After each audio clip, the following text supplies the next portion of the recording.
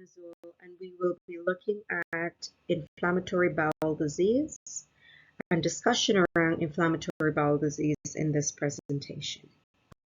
So we'll be looking at the inflammatory bowel diseases and focusing on Crohn's and ulcerative colitis, really differentiating between the two, looking at the etiology of these bowel diseases, the pathophysiology, clinical manifestations, the diagnostics, the treatment, so talking about some non-pharmacological treatment, and then looking at the management of IBD using steroids. So before we go through the patho of Crohn's disease and ulcerative colitis, we'll take a look at the anatomy and the layers of the intestinal wall.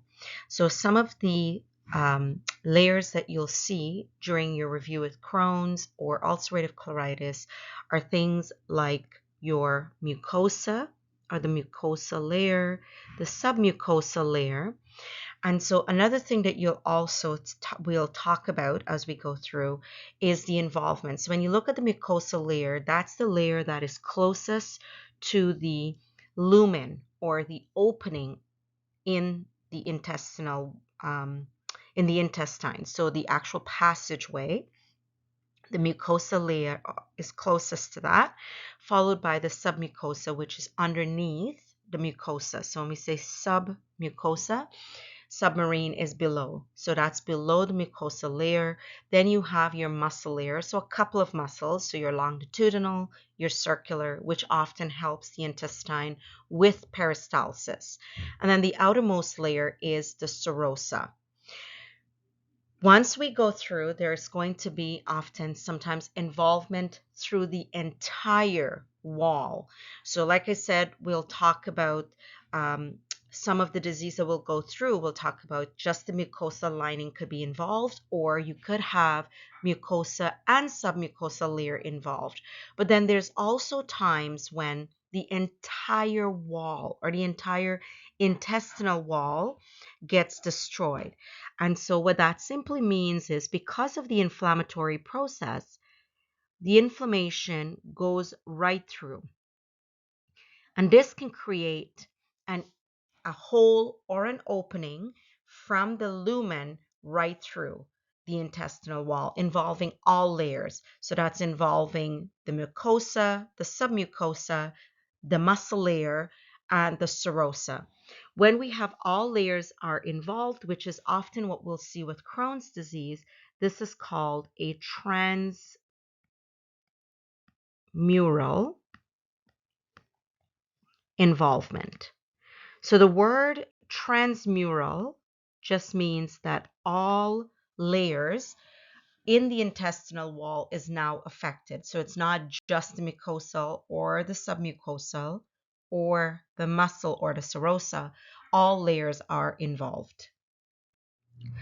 So when we look at inflammatory bowel disease, really what they are, they're autoimmune disease. And so there are two disorders that falls under IBD, ulcerative colitis and Crohn's disease. What is characteristic to both of these is they involve ulceration and inflammation of the GI tract. So in both of these, there is inflammation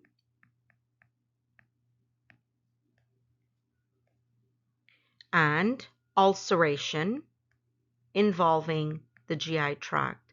Also, what is unique is often if you're diagnosed with ulcerative colitis or Crohn's disease, the etiology is really idiopathic.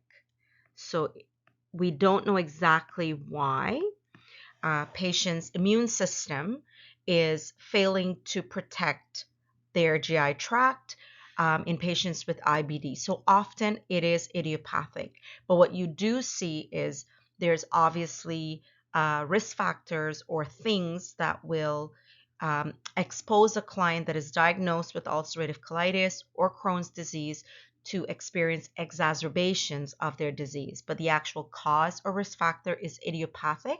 What we do see with both of these is extensive inflammation, also sometimes ulceration of the GI tract.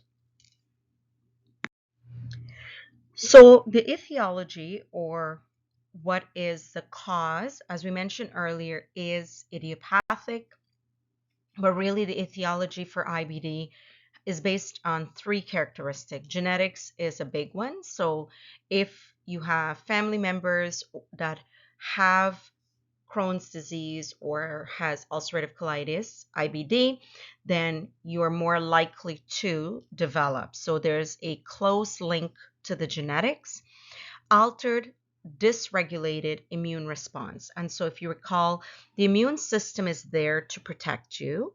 But often, if you're ending up with autoimmune disease, it means that your immune system has failed to recognize. So, there is some sort of dysregulation or abnormality in the immune response where it is failing to recognize self from non-self. And so because of this alteration, you now have an autoimmune response against the GI tract. We know that there's always microorganisms in the gut. So another theory out there is those microorganisms in the gut, or your gut microorganism, start to respond in an abnormal way, resulting in inflammation and ulceration of the GI tract. But overall, the primary trigger of why all of this is occurring is unknown. What we do know, however, is there are other environmental factors that is involved. So things like smoking, diet that has a high component of animal protein definitely will increase the risk of inflammatory bowel disorder. Also, patients that are diagnosed with Crohn's disease or ulcerative colitis, environmental factors such as smoking, their diet consisting of lots of animal protein can definitely exacerbate their disease process or exacerbate symptoms of IBD. So here we'll look at the pathophysiology, but we're going to be comparing Crohn's disease against ulcerative colitis. So often when we think about Crohn's disease, we start to think about this diagnosis is often made in younger individuals. And so most often it starts between ages 15 and it can go anywhere up to 30 years of age. We'll see in a minute when we talk about ulcerative colitis, we're looking at sometimes a little bit more older individuals where you're first diagnosed with ulcerative colitis. Where are the location in the GI tract that is involved? So when it comes to Crohn's disease, any part of the GI tract from your mouth to the anus can be affected, but often what is the most often seen is in the terminal ileum and in the colon.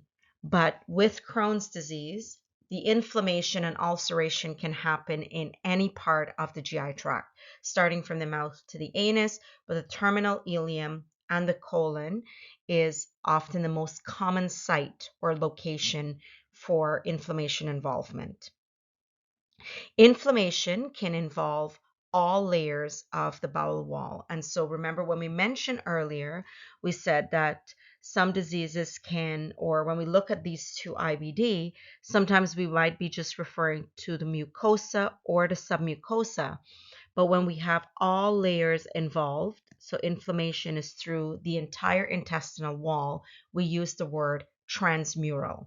So with Crohn's disease, that pattern of inflammation and ulceration can often involve all layers of the bowel wall. Ulcerative colitis, on the other hand, often occurs at any age as well, but it peaks between the ages of 15 and 45. So we're starting to see a little bit older individuals having where the disease might be peaked or where diagnosis can be made. What do we see with ulcerative colitis? As the word says, colitis.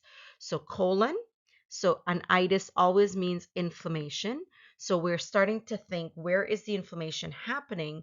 So it usually involves the large intestine, which is inflammation and ulceration can happen in the rectum and the colon, right? Because the word tells you colitis.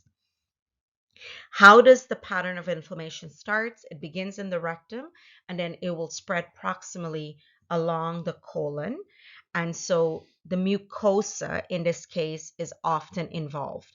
So the mucosa of the rectum and the colon will start to become hyperemic, which means increased blood supply to that area, and edematous. So if you go back to inflammation from patho 1, you think about the um, vascular response to inflammation, you know there's vasodilation that will occur there, which means that increased blood flow will happen to that area, causing the hyperemia to occur. And also because of that increase or the vasodilation, you're also going to have increase in capillary permeability, so which means that fluid shifting is also occurring, allowing for the edema to happen in the colon wall.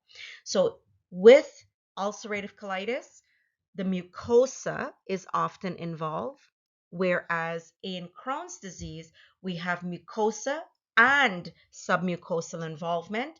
And then sometimes that inflammation or ulceration can go right through the bowel wall, resulting in a transmural involvement. What we also would see with ulcerative colitis, once the inflammation starts to occur, and ulceration is happening, it causes something called denudation of the mucosal lining or the mucosal epithelium. And so often, comparatively to Crohn's disease, ulcerative colitis can cause a lot more bleeding to occur. So what does the word denudation or to be denuded mean? So let's say this is the colon that you have. The mucosal lining or the um, mucosal epithelium, literally what you're doing, and the easiest way I think about it is almost like you take a knife and you're making a sliver. So same idea, once the inflammation, so the pattern of inflammation that's happening with ulcerative colitis, what is now occurring is you're almost removing this entire thin layer or mucosal layer, you're slicing it off, and that's what the word denuded means. So denuded means to just kind of peel off, or denudation means to peel off. So thinly remove or separating or peeling off the mucosal layer or the mucosal epithelium from the rest of the intestinal lumen. So because you have blood supply to that area, it is then making sense that with ulcerative colitis, patients might complain of rectal bleeding, or they're seeing blood in their stool, or they might complain of it almost looks like they'll say to you, it looks like there is mucus in their stool. And so when you start to think, I want you to start to think about what would your patient be at risk for if there is bleeding. And so the first thing that should come to mind is anemia. Can your Crohn's patient experience anemia? Absolutely, but for other reason. For another reason why they might experience anemia. Do you see the same extent of bleeding with Crohn's disease as you're likely to see in ulcerative colitis? No. So the inflammation on the ulceration that's happening in Crohn's disease would cause other types of complications, but you're more likely to see rectal bleeding with someone with ulcerative colitis, and it's because of the denudation of the mucosal epithelium that's occurring. So this was adopted from the your Lewis textbook, and so what it's looking at is really just the pattern of spread or inflammatory areas comparing Crohn's disease to ulcerative colitis. Like we said, Crohn's disease can happen in any parts of the GI tract, but most often it involves the terminal ileum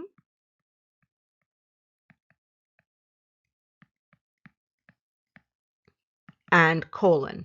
But any aspect of the GI tract can be involved, but you're seeing the ileum and aspects of the colon that is also being involved. When it comes to ulcerative colitis, colitis tells you it involves the colon, and it often starts in the rectum, and then that spread will occur into other aspects of the colon.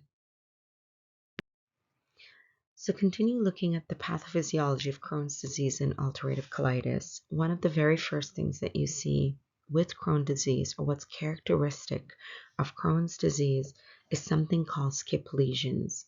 So when you look at the intestinal lining in patients with Crohn's disease, their skip lesions are areas of inflammation followed by healthy normal tissue, followed by area of inflammation, followed by healthy normal tissue, followed by areas of inflammation. Once these areas of inflammation heal, what you now end up with is scar tissue or fibrous connective tissue being deposited on the lumen, or the inner aspect of the lumen of the bowel. And so what that gives, it gives the appearance of a cobblestone, which I'll show on the next slide. Because of the fibrous connective tissue being deposited in the lumen of the intestine, the bowel walls or the intestinal walls start to become very thickened. And so what happens to the lumen of the gut, it starts to narrow and strictures will start to develop. So you want to start to think about what complication can this lead to. And so with narrowing, if you think about the gut, we need stuff to get through. And if it starts to narrow, we cannot get material through, so digested foods, etc. So you're starting to think about an obstruction. Okay, so if you're thinking mechanical obstruction or mechanical bowel obstruction, that is correct. So often what we see recurrently in patients with Crohn's disease are bowel obstructions or mechanical bowel obstruction, and that's often because of lots of scar tissue causing a stricture or narrowing of the intestinal lumen. Fistulas can also develop, and so what a fistula is, it's an open connection between two structures that should not exist. And so often why fistulas develop in patients with Crohn's disease, it's because of the transmural involvement. So as the intestinal or as the inflammation starts to go through the mucosa, submucosal, and other layers of the intestinal tract, it then erodes all the way through. And so fistula is one of those things that can be formed between two loops of bowel. They can be formed between bowels and bladder. It can be formed between bowel and skin. So really, because two loops of bowels may be touching, for example, once there is transmural involvement, the erosion goes right through, and now you have an open passage between these two loops of bowel. Okay, so in cases where if there is a fistula, for example, between bowel and bladder, that can become severe because now the patients can potentially be spilling bowel contents, and think about your bowel bacteria, etc., into a sterile environment like the bladder, increasing the risk for urinary tract infections, urosepsis, etc. When we look at ulcerative colitis, areas that are inflamed can sometimes result in pseudopolyps or fake polyps. And what these really look like, these are just projections where because of the inflammations, it almost look like tongue-like projections. So that's what you're seeing at the bottom diagram here. These pseudopolyps are looking like tongue-like projections. What you're also seeing in this image is in Crohn's disease, and it's capturing some of the skip lesions. So where you're seeing areas of inflammation followed by normal healthy bowel tissue followed by areas of inflammation. And it's again, the bottom is showing you what transmural inflammation can look like. And sometimes we could also have fissures being formed, which is different from fistulas.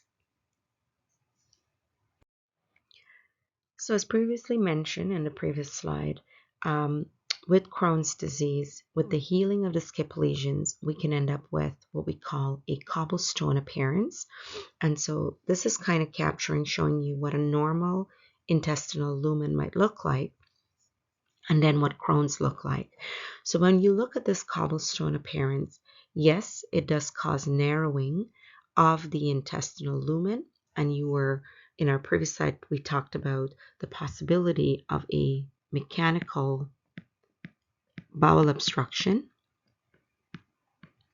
But also when you look at this cobblestone, you're thinking the walls of the intestine is very thickened. Now, going back to which location or the area of the GI tract where Crohn's mostly affect, and yes, it can affect any area within the GI tract, but often the terminal ileum is the most common location. And the small intestine is involved with absorption of nutrients. So, and in order for nutrients to be absorbed, we need a very thin epithelium so nutrients can cross. Unfortunately, because of the scar tissue or this fibrous connective tissue being deposited, it makes the intestinal lumen of that ileum very thickened, and ultimately what that can then impair is absorption.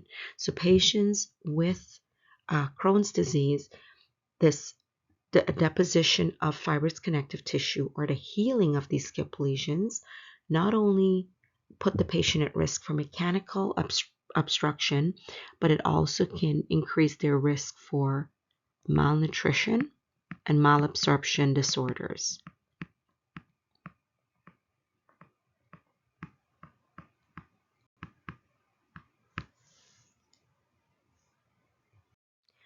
So this diagram is a very simple diagram, really capturing areas of inflammation with ulcerative colitis versus Crohn's. And so what it's showing you is, for example, with ulcerative colitis, where the colon looks very inflamed, and as we said, you could start from the rectum, and then you could go proximally up into the colon. Also, when you look at this image here, you're seeing for ulcerative colitis, very inflamed and reddened looking colon wall. And that really, again, goes back to the aspect of the walls can potentially be denuded, where you have that kind of separation or the peeling of the mucosal layer off the inner lining of the intestinal wall. In Crohn's disease, what is being captured here is that patchy inflammation, or what we call the skip lesions.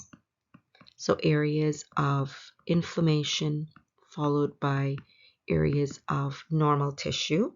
And it could involve any part of the GI tract, but like we mentioned earlier, often it is the terminal ileum or the colon that can be involved. Also, what this area is showing you on the side, the little bubble, is really trying to capture the cobblestone appearance with the thickening of the intestinal wall. And yes, here they're showing you colon, and a colon can certainly be involved in Crohn's disease, with a fistula also being depicted in this diagram. So I just thought this might be interesting to insert here. And what you're looking at is really just a radiographic finding of a upper GI series or studies, diagnostic imaging that is done, where the patient is given they use barium swallow to obtain this X-ray. And so what you're being shown here is the black arrow is showing you what a normal colon or GI tract looks like. So a normal GI tract and the lumen of that GI tract. So it kind of spans over here. Versus when you start to have cobblestone, the white is showing you, this white arrow is pointing again, believe it or not, to an intestinal lumen, but this is where you now have a stricture occurring. So because of the inflammation and that cobblestone appearance, you can have strictures occurring in your patients with Crohn's disease. So really when you look at these two and you compare the difference of a normal intestinal lumen versus that of one with a stricture, you can see the degree of obstruction or narrowing that can potentially occur with healing of the skip lesions, resulting in obstruction or a mechanical obstruction in your patients. So it therefore shouldn't be surprising that anyone with Crohn's disease, especially if they're having frequent exacerbations of their Crohn's disease and they're experiencing a recurrent inflammatory process in the intestinal tract, that they will be subjected to frequent bowel obstructions. So looking at the clinical manifestations of Crohn's disease and ulcerative colitis, with Crohn's disease, diarrhea and abdominal pain or cramping is quite common. Diarrhea, however, is usually not bloody. So there is not significant amount of blood loss when it comes to the diarrhea that the patient is experiencing. And often the diarrhea is as a result of the inflammatory process. So there is inflammation, and that inflammation increases because of the chemical mediators that is being released. It increases transit time. So if you're thinking, what is transit time? Transit time is the time from when you eat to the time when that food leaves, or when you excrete and you have a bowel movement. So with Crohn's disease, so most often when we have our food, once we consume our food, then there's a process or a time by which it then gets into the stomach, gets into the small intestine where absorption takes place. Then it gets into the colon, some water is reabsorbed, and then you have stool. In patients with Crohn's disease, because of the extensive inflammation that is happening during exacerbations, they tend to have these diarrhea, which means that the food is getting through the passage very quickly. So really what you have is an increase in peristalsis, and so the transit time increases. So if you're thinking it through, there's very little time for absorption to take place. So also contributing to that malnutrition or malabsorption that we're seeing. Abdominal pain, again, it depends on which location or area of the GI tract that's involved. So patients can often come in with diffuse abdominal pain and cramping. Sometimes it might be localized to the more of the right lower quadrant, but again, really is dependent on the area that's involved. As the disease progresses, some of the things that you could see, obviously from the thickening of the intestinal wall, so the fibrosis that's happening in the cobblestone, along with the increase in transit time, patients starts to experience malnutrition, malabsorption, so weight loss will occur. Also, you want to think about fats and fat-soluble vitamins are also lost. So significant weight loss and malnutrition. Patient might experience steatorrhea, which is a fatty stool. So not only thinking about fats, but thinking about those fat-soluble vitamins that they're also losing.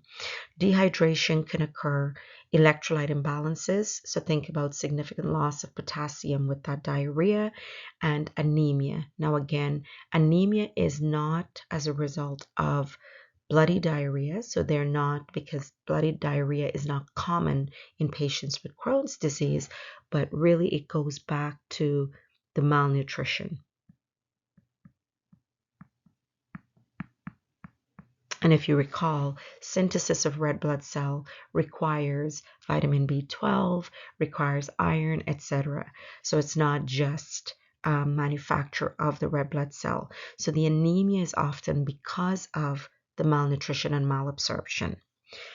When we look at a patient with ulcerative colitis, because of the denudation or that peeling or stripping of the mucosal layer, very often or very common to see bloody diarrhea.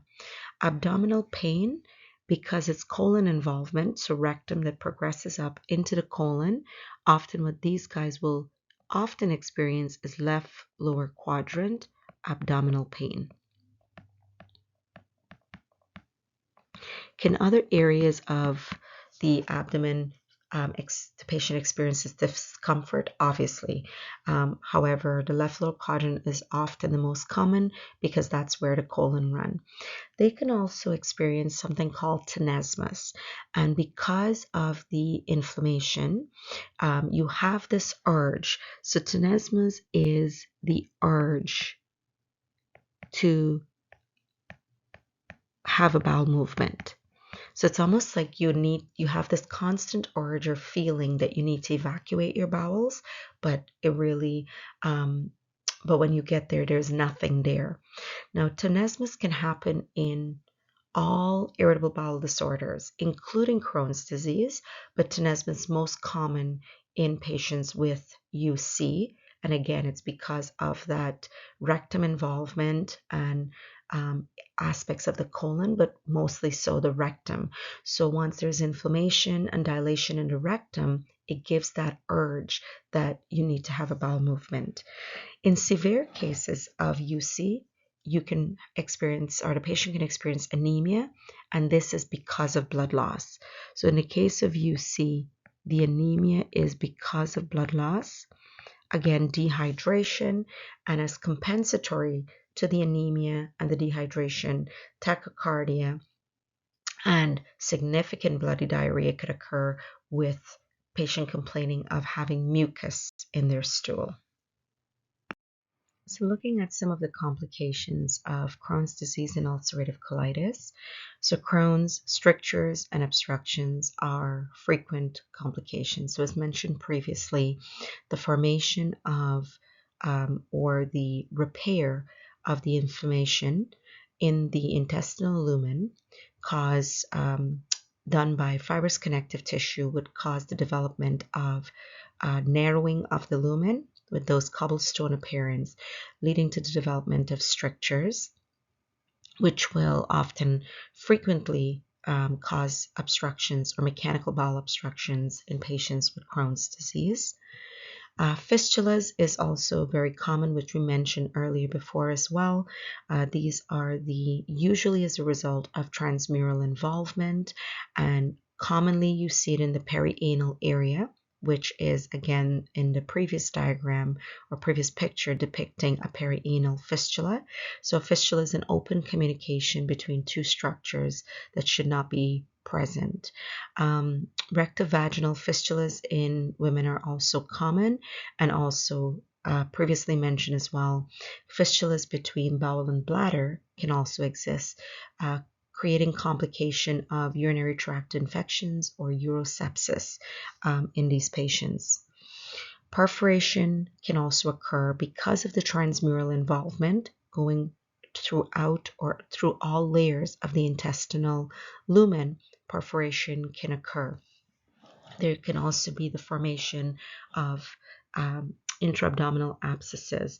One thing to mention about the perforation, if it goes right through, the perforation happens and there is a transmural involvement, you also want to think about the complication of peritonitis. So peritonitis can also occur, and so you want to think about septicemia and septic shock. When it comes to ulcerative colitis, some complications, obviously in severe cases, hemorrhage from the bloody diarrhea. Perforation can also occur in these guys. Also thinking about risk for peritonitis. Other complications is toxic megacolon, and with toxic megacolon, this is where we're seeing extensive dilation of the colon, which can eventually lead to paralysis of the colon as well. So thinking about functional type bowel obstructions, colon dilatation, as I mentioned, and increased risk for colorectal cancer. So obviously the incidences of colorectal cancer increases significantly if the client has had a diagnosis of UC for greater than 10 years. So let's test your knowledge. Which of the following irritable bowel disorder would commonly affect the terminal ileum and the beginning of the colon? Crohn's disease or ulcerative colitis? So if you've selected Crohn's disease, that is correct. Although it can affect any part of the GI tract, Crohn's disease would commonly affect the terminal ileum and the beginning of the colon. Which of the following are potential complications of ulcerative colitis? And so select all that applies.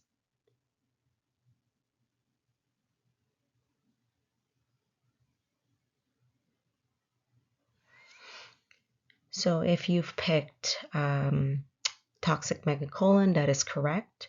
Stricture is most often seen with Crohn's disease. Toxic megacolon is seen with ulcerative colitis. Fistulas, because of transmural involvement, can be seen with Crohn's disease. Same as malabsorption, because it often occurs in the terminal ileum or the small intestine where absorption takes place. Colorectal cancer, as we mentioned earlier, anyone with a diagnosis of UC greater than 10 years, their risk for colorectal cancer increases. And we also know that because of the ulcerations that can occur, those can result in perforation, increasing the risk for peritonitis in patients with ulcerative colitis. Stating true or false for the following statement: tenesmus is a common clinical manifestation associated with Crohn's disease. So if you've picked false, then that is correct, because we know that tenesmus is actually associated with, can occur in all IBDs, including Crohn's, but is most common in patients with ulcerative colitis because of the involvement of the rectum and the dilation and inflammation in the rectum, giving that urge to constantly evacuate the bowels. Thank you for listening.